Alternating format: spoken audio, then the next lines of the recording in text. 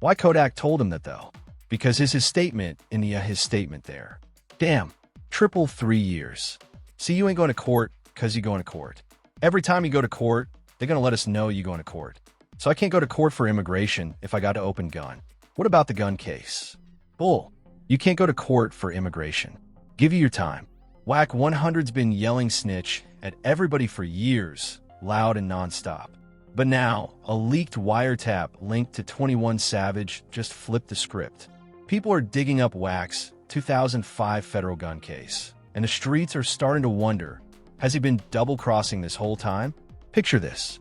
The man who's always barking about rats might have just flashed a badge himself. Even if it was just for a second, that second could have been the moment everything fell apart. But hold up, that's not even the wildest part. The streets are whispering that 21 Savage himself might have been the one who leaked that tape, not just shared it, leaked it. Folks saying he's been holding on to that recording, just waiting for the right moment to strike. And honestly, can you blame him? Wack's been dragging 21's name for years, calling him a snitch, accusing him of cutting deals with ICE to stay in the U.S., even trying to link him to the whole YSL situation. And 21, he mostly stayed quiet, threw a couple lines back, then kept it cool. But if he really dropped that wiretap, that's not drama, that's a move. Straight chest, no talking, just letting the tape speak for itself. After all those clubhouse sneak dices from Wack, it's like 21 finally snapped without saying a word.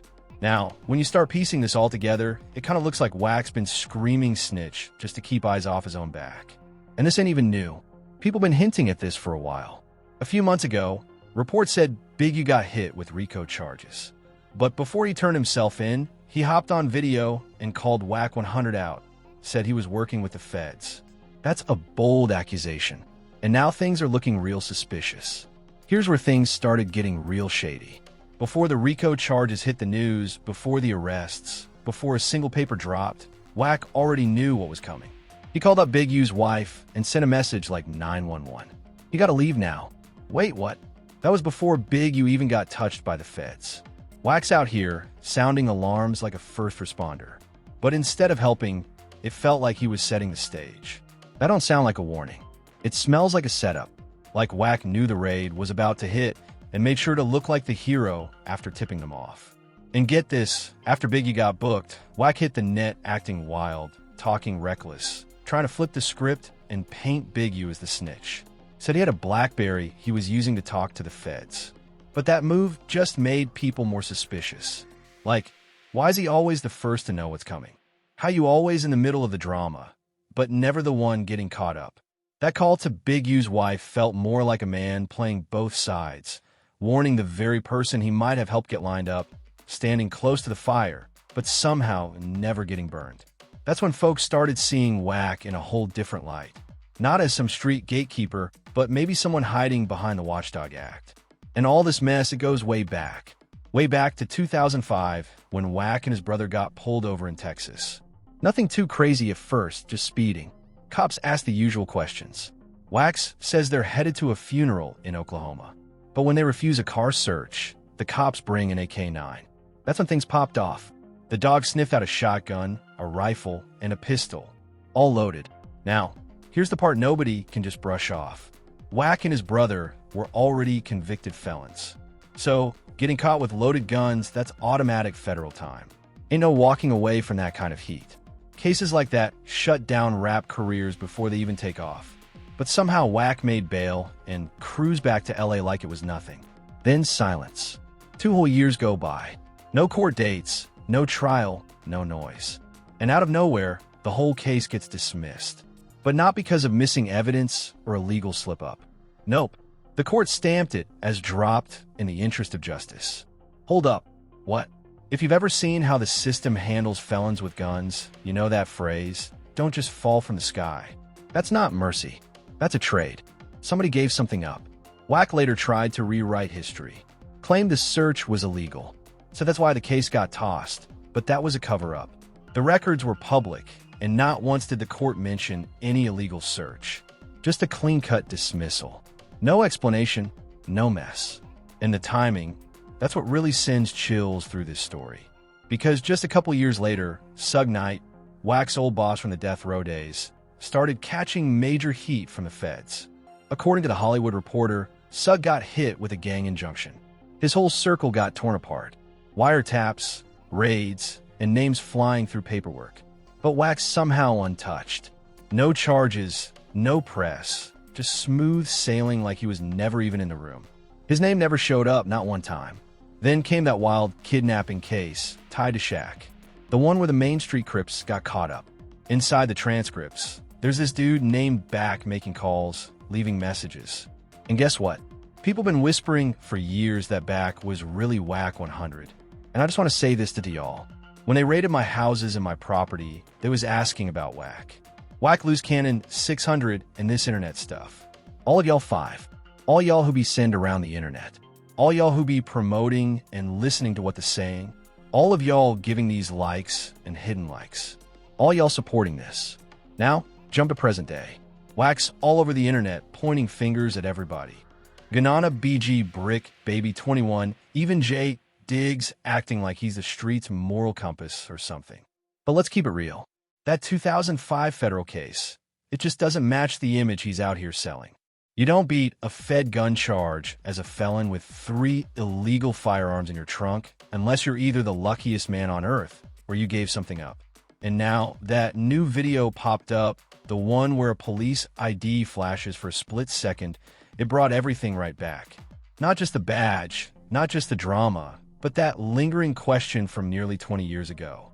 What did Wack trade to walk away that clean? Because let's be honest, Wack's whole brand been built around one word, snitch. That's his go-to insult. Anytime a rapper gets arrested or signs a plea, Wack's the first one on Clubhouse yelling they folded. He did it to Gunner, said he had a 2-hour interrogation tape, and threatened to leak it if Gunner didn't come clean. But the tape never dropped, just more loud talk. And he came for BG2, a man who already did over a decade inside. Claimed BG cooperated, but no paperwork ever showed up. Even BG's old cellmate went public saying BG stood solid and never folded. But did Wack care? Not even a little. He just kept talking loud as ever, like facts didn't matter. He just kept running his mouth. No receipts, no proof. And yeah, on the surface, it looks convincing. Folks who don't dig too deep might think Wack's got some kind of moral code. But the ones who really been watching, they're seeing the pattern now. Wack gets the loudest when he's on him. Every single time, something shady circling back. He flips the script and starts pointing fingers. And here's the thing, Wack records everybody. Like for real, that ain't how real ones move. You don't hit record on every convo unless you plan to use it or pass it off. People are starting to catch on, especially after noticing that some of the rappers he pulled on a Clubhouse ended up catching cases. Loose Cannon went on there, talked a little too much, and boom, got jammed up later. Now people are wondering, was Wack setting these dudes up to run their mouths, making sure the clips went viral so prosecutors could swoop in after the whole thing starting to feel orchestrated? From how he provokes people into arguments to how leaks just magically show up whenever they help him. Not everything is hard proof, sure, but that pattern is hard to ignore. Now at some point you got to step back and ask, what's really going on here? That leak badge video might have been the spark, but it didn't come out of nowhere. This fire been building for years, starting from that 2005 case that disappeared like it never existed. Then, him knowing about the RICO charges before they even hit. Add in the wiretap talk, the flashing badge, the recordings. It's looking less like coincidence and more like a setup with every move. And now it's all boiling over. Wack's been riding the wave like he's untouchable. But the streets are connecting dots, and it's not looking good. That wiretap didn't just expose one moment. It peeled back a whole blueprint. People are saying this ain't just about clout or beef. It's about control. Wack's been building this messy empire off secrets, manipulation, and fear. Think about it. Why would a man with that much dirt on everyone always have a mic on? Always leaking just enough to shake things up, but never enough to burn himself. It's like he's playing puppet master while claiming he's just an honest voice in the game. But folks aren't buying it anymore. Even people who once backed him are starting to switch up. Behind the scenes, some industry heads been distancing themselves. Labels quiet, artists not speaking up like they used to. That Clubhouse King Energy Wack ad. It's fading in fast, because once the streets feel like you're moving like a plant using your platform to trap others, there's no coming back from that. The respect turns into suspicion and the loyalty gone. And remember, this all circles back to one big question that never got answered. How did a felon with 3 loaded guns tied to a dismissed case keep skating for decades while everyone else fell around him? Now, with all this smoke from leaked audio to federal whispers, people ain't just looking at Wack like a loudmouth anymore. They're looking at him like a problem.